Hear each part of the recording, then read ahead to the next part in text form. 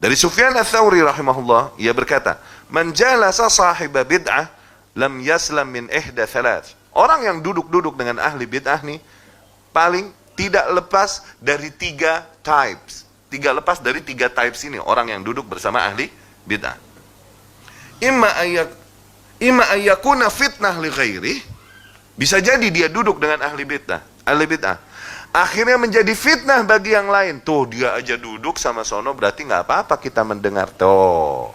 Karena kita bermanis-manis dengan ahli bid'ah. Orang menunggu sikap kita.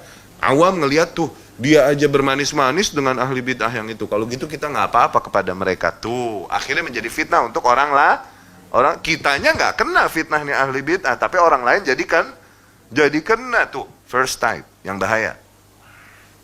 Oke? Yang kedua, ayyaqa fi qalbihi syai'un fayazillu bihi fayudkhiluhu Allahu an-nar. Bisa jadi dia duduk ngobrol bersama ahli bid'ah, akhirnya hatinya kena syubhatnya. Akhirnya keplesetlah dia dan terjerumuslah dia ke dalam api neraka. Kayak siapa?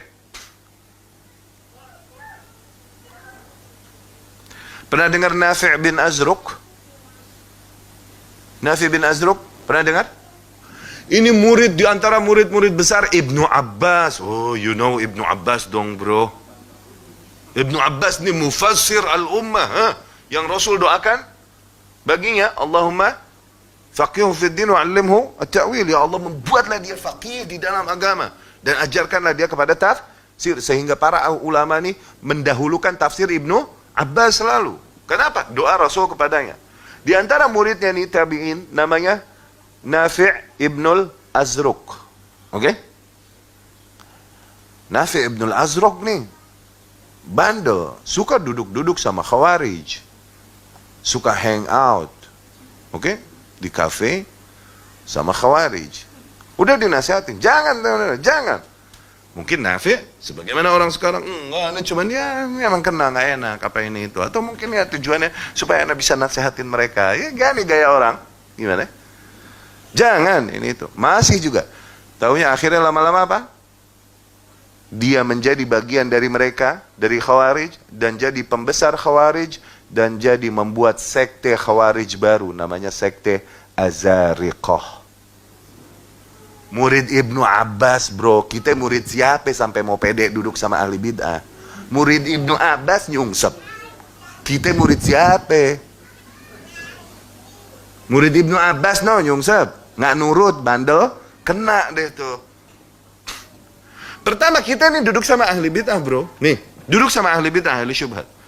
Pertama ya, oke, kita merasakan kebaikannya. Oke, kebaikannya, jasanya, pelayanannya, manisnya ini itu. Akhirnya apa? Jadi nggak enak ngebantah dia terus, nggak enak kan?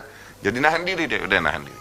Mereka duduk bersama-sama dan mulai mereka membicarakan tentang keyakinan mereka. Kita mau bantah juga nggak enak di lingkungan mereka, terus tambah nggak enaknya. Tambah kebaikan mereka diberikan pada kita, semakin kita diam dari dari kebatilan mereka, ya kan? Dan mulai mencoba mencari jalan tengah. Enggak begitu. No, ahlul haq nih tujuannya begini. Nah, ini kita bisa ketemu di tengah. Tuh, mulai setengah-setengah nih muazanah. Iya enggak? Dapat enggak? Lama-lama terus dapat kebaikannya, mulai yes ya ahlul haq emang begitu ya. Lama-lama terus dia masuk ke barisan sini dan menyerang ahlul haq. Tuh, syaitan itu nyeret manusia khutwa, step by step. Type yang ketiga adalah orang yang terlalu pede tadi, yang berkata, demi Allah, Anda ini nggak dengerin dia mau ngomong apa, demi Allah nggak kena ke hati aneh, nggak kena. Ana wasik binafsi, aku yakin dengan kekuatanku. Oke? Nah, orang yang kayak gini, yang udah ngerasa terlalu pede, seolah-olah dia nggak kena makar Allah, malah yang kayak gini terkena oleh makar Allah subhanahu wa ta'ala. Wa makaru wa makar Allah. Wallahu khairul makirin. Oke? Malah sallabahu iyah, malah beneran Allah subhanahu wa ta'ala timpakan padanya kesesatan. Itu yang terjadi bahkan pada seorang murid besar Ibnu Abbas, Nafi' ibnul Azruq.